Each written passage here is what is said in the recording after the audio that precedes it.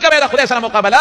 رسول الله صلی الله علیه وسلم فرمایي لعن الله الفاعل والمفعول به، لعن الله الفاعل والمفعول به، لعن الله الفاعل والمفعول به. درې ځله مبارک پیغمبر فرمایلی دي چې څوک د هلکانو کار کوي په دې دواړو د خدای لعنت نازل شي، په دواړو د خدای لعنت نازل شي، په دواړو د خدای لعنت نازل شي. درې ځله وایي. اسې تاسو نه تپوس کوم چې د پیغمبر دعا خدای رد کوي؟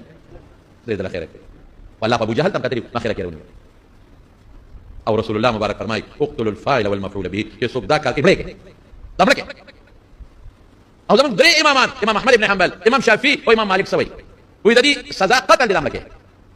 او زموږ امام ابو حنیفه رحمۃ اللہ علیه یو ټکی وایي، هغه وایي چې په لومړي ځل دې ګیر کا نو بادشاہ دی ولا سزا ورکړي، هغه خو خلک کوم سزا ورکړي.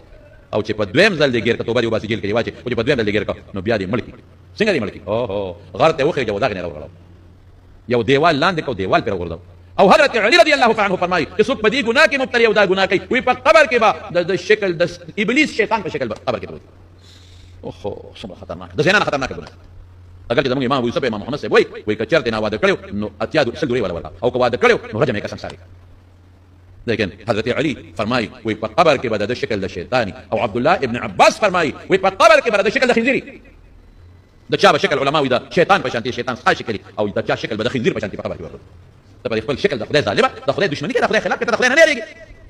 ډیر الکان خدای راونیول او بیا په کینسر ولګي او بل بیماری په ولګي او وجود یې ودړيږي، د مخ ته بیا ګورو، لاسونه ته بیا ګورو. دا په دې ګناهونو کې مبتلا وي. بچو ته هم دې کشران چې بچي د خپل شکل چا درکړي، الله درکړي، د خپل سترګې الله درکړي، د خپل شونډې الله درکړي، د خشته مخ الله درکړي، د خپل سرمن الله درکړي. د خدای نه ویریږي، د خدای په دشمنی کې مې استعمالوي مکوي. داسې بیماری به در باندې راولي چې په کټ کې به پروت دی او دا وجود به دې ودړيږي.